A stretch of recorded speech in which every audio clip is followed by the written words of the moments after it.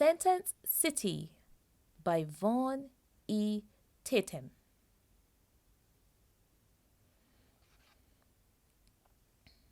On any other Saturday, Mark would be happy to lie in bed for a little while longer. After all, there's no school on Saturdays, so there's no reason to rush to get ready. Saturday is a day to unwind from math, science, and grammar. Ugh. Just thinking about school was enough for him to turn over and catch some more Z's. On any other Saturday, Mark would laze around, relax, and do as little as possible, but not today. Happy birthday! Mark's mum stuck her head through his bedroom door as she exclaimed before entering, carrying a balloon with the words 10 years old printed on it. His dad, his little brother Sam, and even his dog Dap came in behind her, each carrying a present. Mark was already excited about his birthday and jumped around in his bed with excitement. He loves presents, especially toys, and could not wait to see what he got from his family. He was not disappointed. He got a toy truck from his dad and a remote-controlled helicopter from his mom. His little brother gave him a stick of gum which he bought with his own money. Even Dap had a present to offer, a bone, covered in gift wrap and a bow. "Thank you," Mark said gratefully. "I love you." "We love you too, Marky," replied his dad.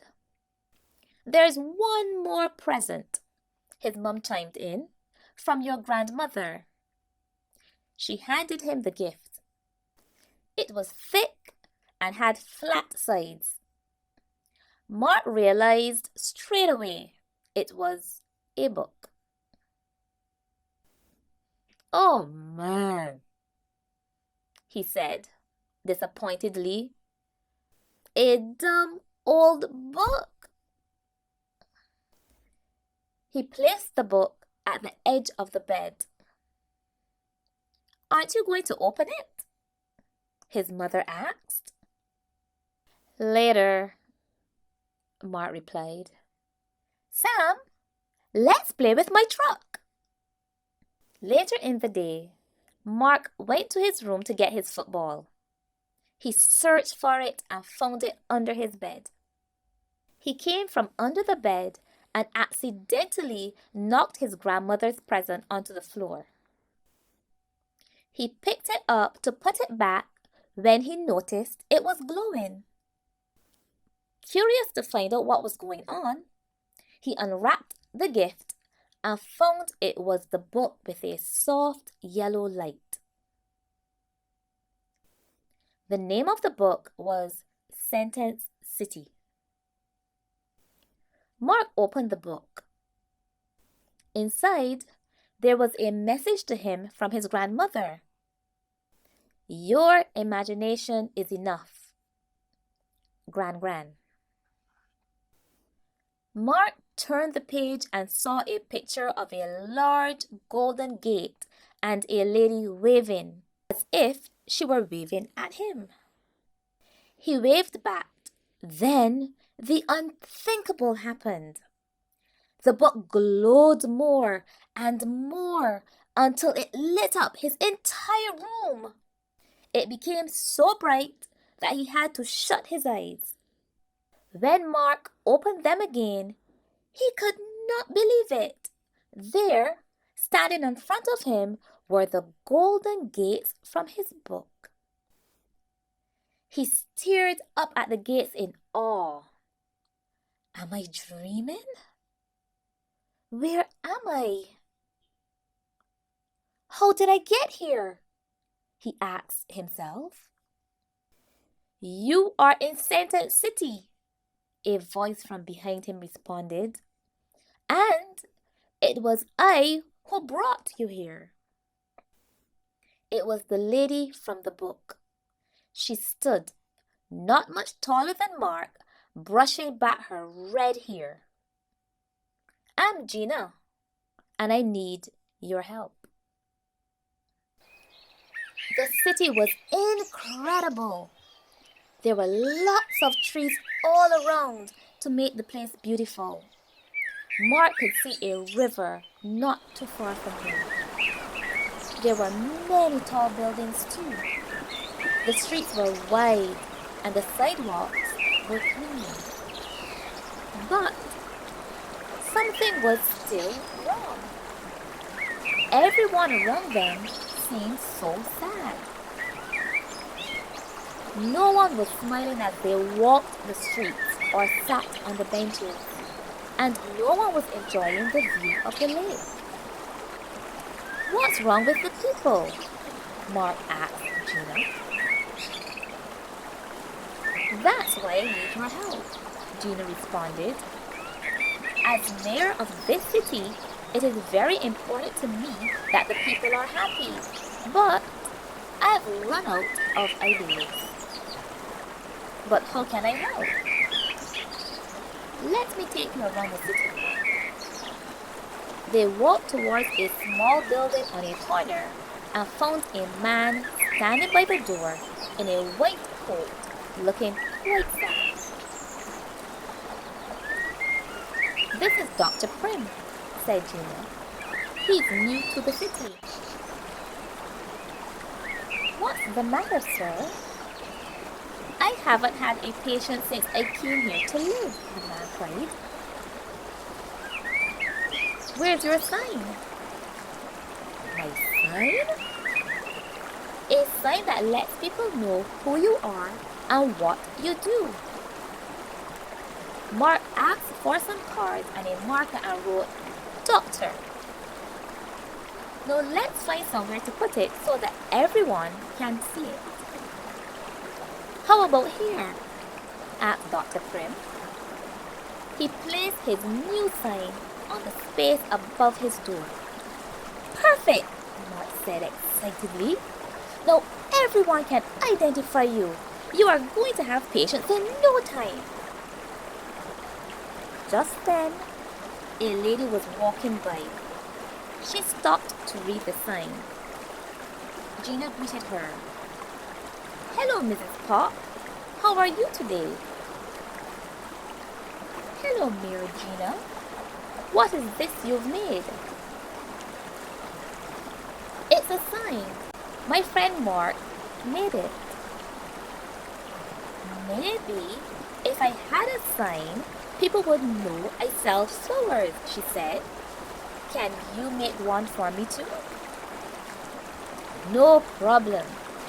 Mark took his marker and wrote florist on another piece of card. Thanks so much, said the florist. I'm so glad I ran into you. Gina smiled at Mark.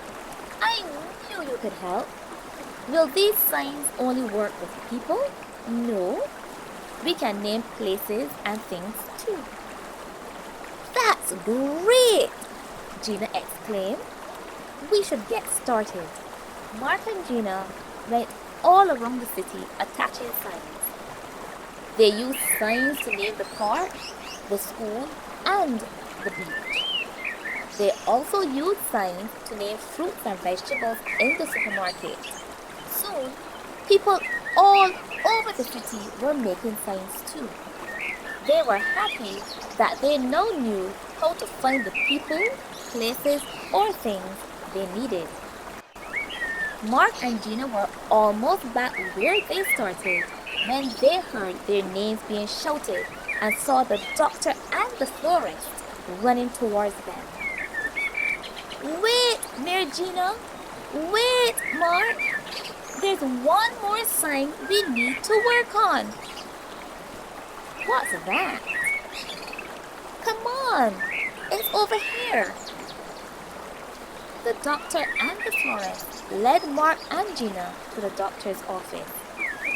Surprise! The office was full of people from around the city whom Mark had helped. Hung from the ceiling was a giant sign saying, "Happy birthday, Mark!" Well, how do you like the sign? Asked Mayor Gina. Did you know about this?